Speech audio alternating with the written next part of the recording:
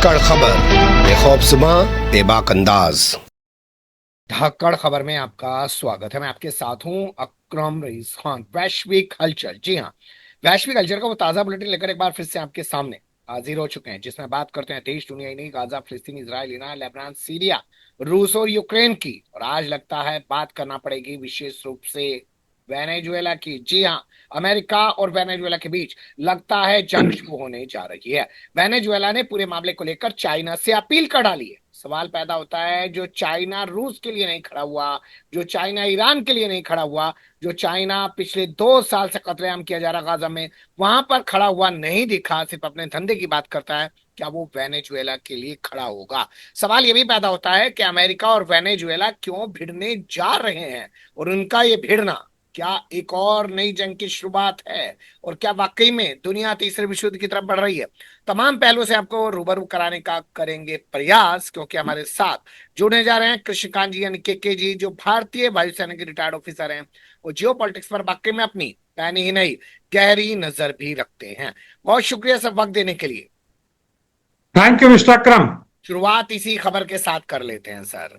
America और Venezuela में क्या भिड़ंत होने जा रही है? वेनेजुएला ने अपने यहाँ लोगों को मिलिशिया में भर्ती होने के लिए आह्वान कर दिया है। अमेरिका ने बहुत सारे युद्धपोत ले जाकर हजारों की तादाद में अपने फौजी वेनेजुएला के बॉर्डर पर लगा दिए हैं। और चाइना से इस पूरे मामले में वेनेजुएला कह रहा है कि हमारी मदद करो। पहला सवाल ये कि क्यों ये टशनबाजी हो रही है, और दूसरा किशोर जाते हुए दिख रही है ये पूरी तनातनी।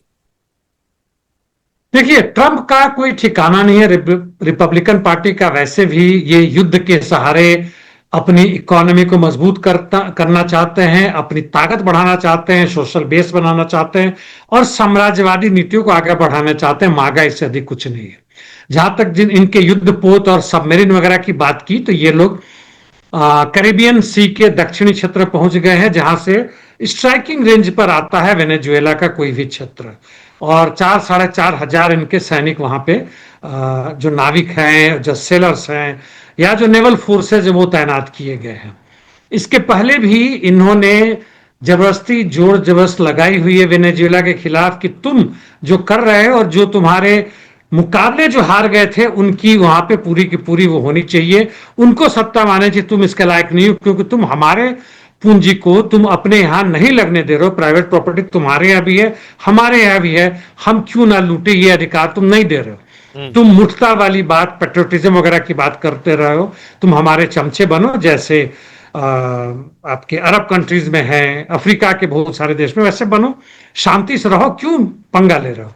और नहीं मानने पे इन्होंने यहां तक कर दिया कि 50 मिलियन, आई थिंक वो देखना पड़ेगा, यानी 50 मिलियन बहुत होता है डॉलर, $5 करोड़ का इन्होंने इनाम घोषणा कर दी है कि जो इसके राष्ट्रपति उसको मार कर लाएगा हमारे पास, उसको इसका इनाम दिया जाएगा। यह मतलब बहुत ही खुलेआम कहें तो उस समय की बात होती है जबकि समुद्र में डाकू चलते थे, एक दूसरे को पकड़ के ले जाते थे, ना फिरौती देने पे गला काट देते थे। ठीक है, वो वाली हालत इन्होंने की हुई है। और कहते हैं कि जहां तक वेनेजुएला की बात है, या ट्रंप का कहना है कि वह लोग जो हैं सो वॉरलॉर्ड्स हैं, वह लोग जो हैं सो टेररिस्ट हैं, वह लोग ड्रग माफिया हैं, ये सब करते हैं। इसलिए ड्रग से मुक्त करने के लिए हमें अमेरिका को, चाहे वो मेक्सिको हो, चाहे वेनेजुएला हो, चाहे कोई भी अन्य देश हो, हम छोड़ेंगे नहीं। अब इसके जवाब में वेनेजुएला के लोग, जी, मैं ये कह रहा हूं कि मिलिशिया वाले मुद्दे पे हम आगे जाएंगे, लेकिन उससे पहले मैं ये समझना चाहता हूं कि जो टशनबाजी शुरू हुई है, क्या उसको मैं ये कह सकता हूं कि मास्को में पहुंच के जिस तरीके से वेनेजुएला ने रूस की मौजूदगी में अफ्रीका के कई देशों के साथ हाथ मिलाने की और अमेरिका के खिलाफ एक मोर्चा बनाने की बातें जो की थी, ये उसका खमियाजा भुगतना पड़ रहा है उनको? बहुत सही आपका प्रश्न नहीं बल्कि टिप्पणी के रूप में ले रहा हूं, बहुत सही है। यानी अमेरिका का जो पूंजी पर कुठाराघात करने की कोशिश कर रहे हैं, जिसका हिस्सा वेनेजुएला भी है, इससे कोई अंतर नहीं पड़ता वहां राष्ट्रपति का कौन है। यानी मैं ब्रिक्स की बात कर रहा हूं, और रशिया, चाइना, इंडिया के साथ जो भी बातें हो रही है उसको पूरी तरह से तोड़ने की कोशिश कर रहे हैं, जिसमें उसी उसी महाद्वीप का यानी कॉन्टिनेंट का साउथ अफ्रीका भी है, इसको तोड़ने की कोशिश है। आप यूएस डॉलर को चैलेंज दे रहे हैं, उसको तोड़ने की, उसके आधार को कमजोरी नहीं, खत्म करने की कोशिश है। और ट्रंप ये खुलेआम कर रहे हैं, अभी 3 साढ़े 3 साल उनके पास और है। और जहां संभव होगा, एक तरफ हम कह रहे हैं कि चीन और रूस ये दोनों कर रहे हैं कि अब विश्व जो है सो मल्टीपोलर ध्रुव की तरफ बढ़ रहा है, एक ध्रुव से हटके यानी अमेरिका की दादागिरी से हटके। तो दूसरी तरफ यह भी एक ट्रेंड दिख रहा है कि अमेरिका जबरदस्ती इनको तोड़ रहा है। उदाहरण के लिए सीरिया का हो, उदाहरण के लिए आर्मेनिया अजरबैजान हुआ, उदाहरण के लिए जॉर्जिया दिख रहा है, वो मोल्दोवा दिख रहा है, बहुत जगह तोड़ रहा है, बहुत जगह घुस रहा है। यूक्रेन में जरूर ये कमजोर पड़ रहे हैं, इसका मतलब ही नहीं खत्म हो गए। और पूरे नेटो या यूरोपियन ने ले लेते छोटे से 2 देश बचते हैं, जो हंगरी और दूसरा स्लोवाकिया है। इससे कोई खास असर नहीं पड़ता है। अभी टक्कर बराबरी की है और अमेरिका पूरी ताकत लगा रहा है। तो जब तक ये बहुध्रुवीकरण करने की बात को जनता के मन में ना समझता है, और वह जनता जो है, चाहे रूस हो चाहे अमेरिका, ठीक है, चाहे चीन, ये सब के सब, यहां तक कि चीन की भी जनता, वहां कोई समाजवादी क्षेत्र नहीं है, यानी निजी पूंजी है, भले ही वहां के चमचे। अभी हाल फिलहाल में देख रहा था पाकिस्तान के तथाकथित बहुत बड़े स्टालिनवादी, नाम मैं भूल रहा हूं उनका, वीडियो कल परसों टाइम मिला था, देखा था। वो पूरी जोश के साथ लगा कि उसी तरह की कोशिश कर रहे हैं जैसे हमारे यहाँ की गोदी मीडिया दिखाने की कोशिश कर रही है कि मोदी किस तरह के जबरदस्त प्रजातांत्रिक ईमानदार आदमी है। वह दिखाने की कोशिश कर रहे हैं कि शी के नेतृत्व में चीन जो है सो एक समाजवादी देश है, कहीं से भी साम्राज्यवादी देश नहीं है। वह पूंजी का निर्यात नहीं बल्कि आयात करता है। लेकिन अमेरिका आज सबसे बड़ा दुर्दांत और उसके साम्राज्यवादी देश है जो दुनिया को लूटना चाहता है, और उसके खिलाफ जो खड़े हैं वह भी कहीं ना कहीं से पूंजीवादी देश हैं, वह समाजवादी देश नहीं है। भले अपने देश की जनता के लिए, अपने पूंजीपतियों के लिए काम कर रहे हो, और इसीलिए टक्कर बराबरी का नहीं हो रहा, इसीलिए अमेरिकी साम्राज्यवाद को सही टक्कर हम नहीं दे पा रहे हैं।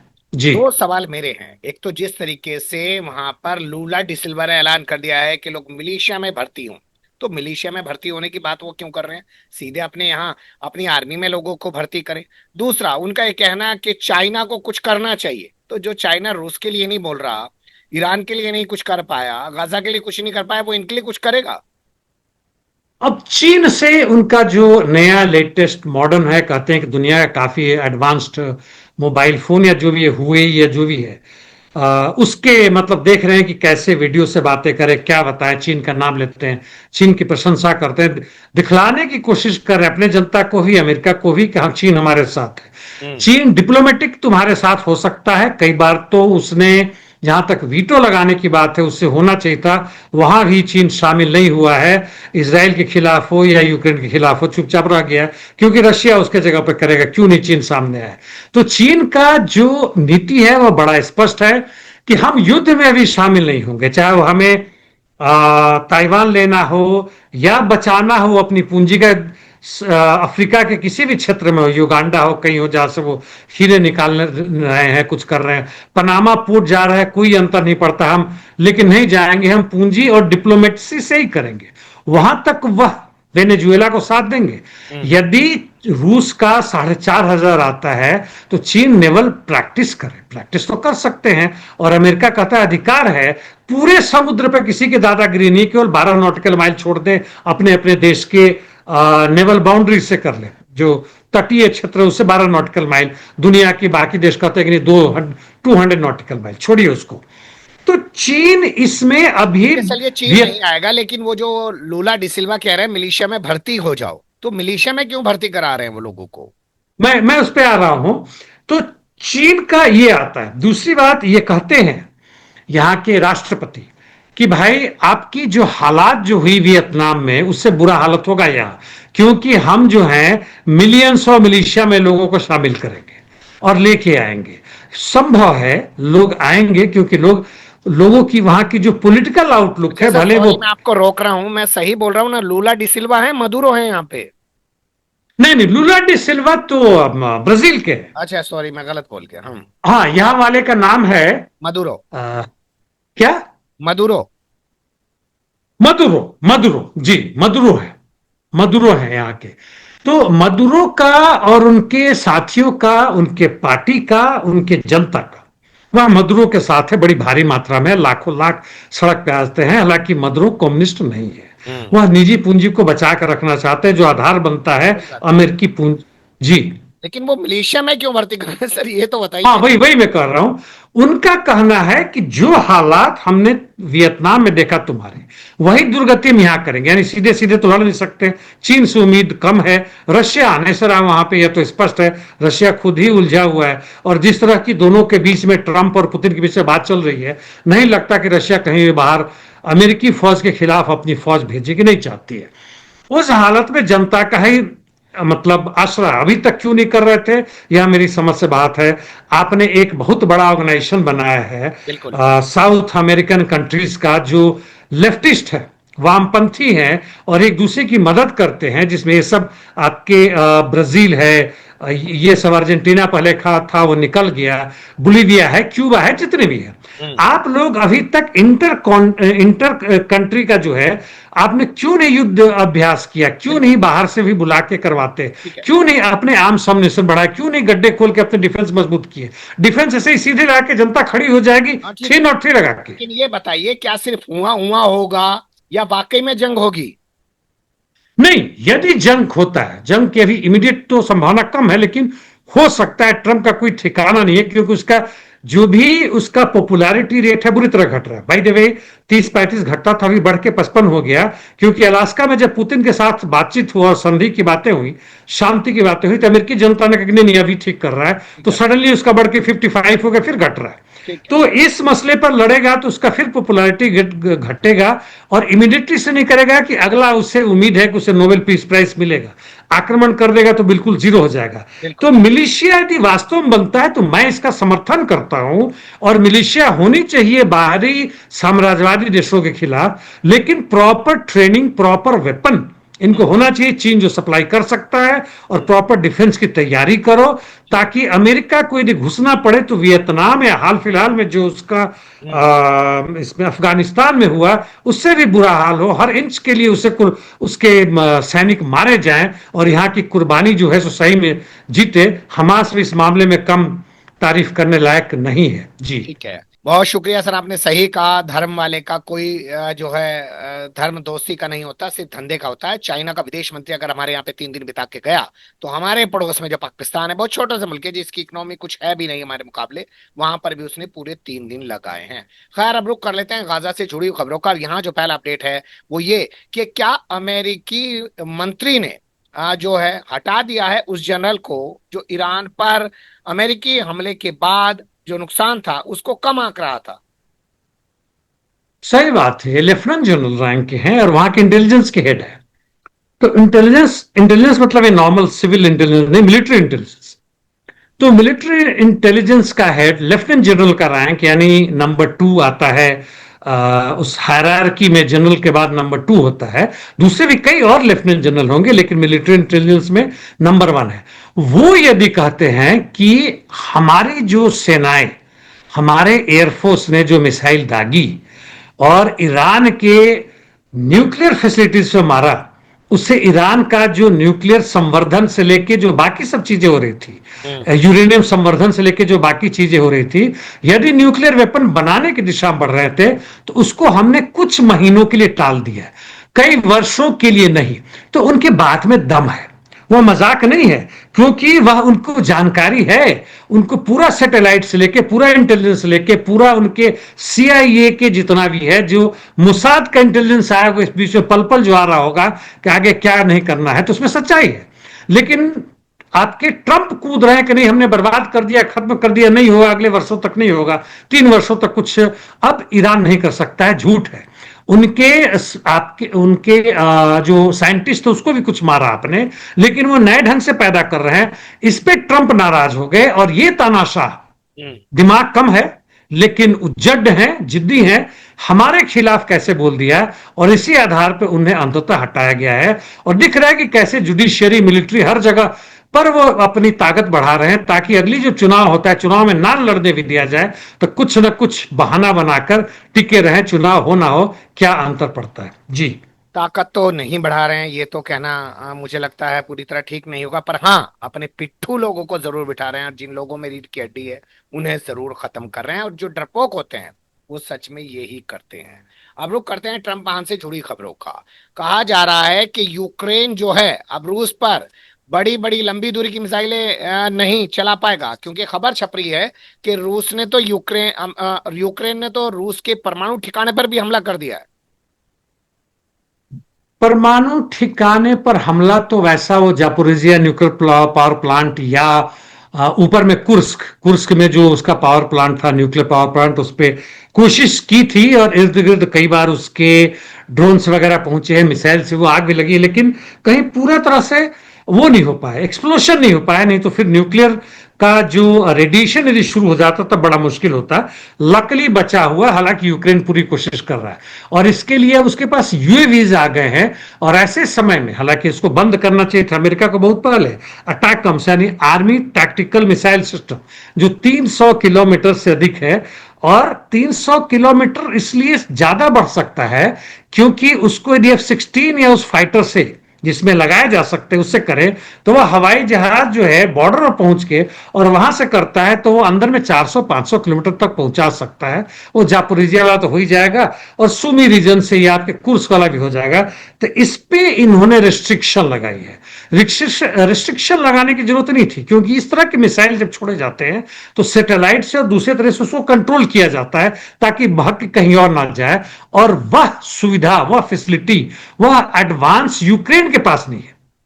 वो जहां का है वही कर सकता है। इसमें तो अमेरिका ऑलरेडी था, तुम अपने स्पेशलिस्ट हटा लो वहां से जो तुमने पोलैंड पे या यहां तक कि यूक्रेन में बिठा रहे के हटा लो, नहीं कर पाएगा।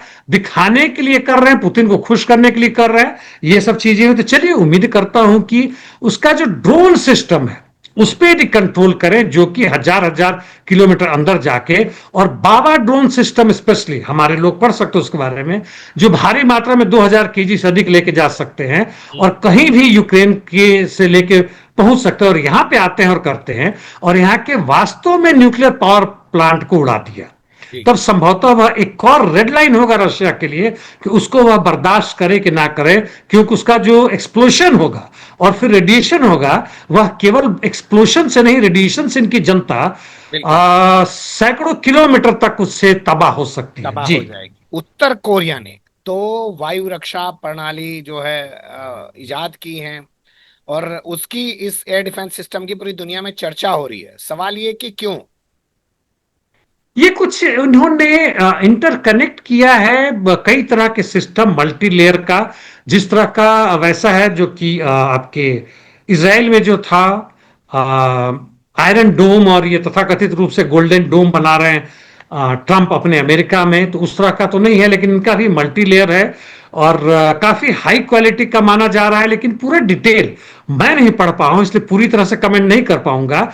लेकिन जो इतना संक्षिप्त में जो मैंने देखा उसका यह मतलब होता है कि अमेरिका अपने पहले के क्लासिकल इस तरह के मिसाइल जैसे अटैकम तो खैर एयर टू डिफेंस है या दूसरे तरह का है, लेकिन दूसरे लॉन्ग रेंज मिसाइल से यदि भी चाहे उसको बर्बाद कर दे तो मुश्किल होगा।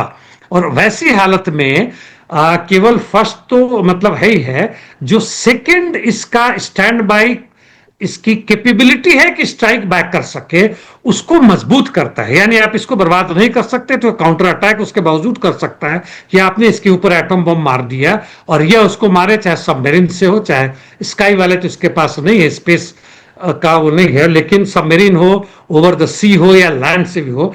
तो इसलिए यह केवल जापान, दक्षिण कोरिया के लिए नहीं, अमेरिका के लिए भी एक जबरदस्त रूप से कहे तो डेटरेंस का रूप में काम करने में डेवलप कर रहा है नॉर्थ कोरिया। जी, छोटे बच्चों के साथ या छोटी छोटी बच्चियों के साथ यौन हिंसा के मामले में जो खुद सजा काट रहे हैं वो तारीफ कर रहे हैं ट्रंप की और क्लीन चिट दे रहे हैं ट्रंप महान को।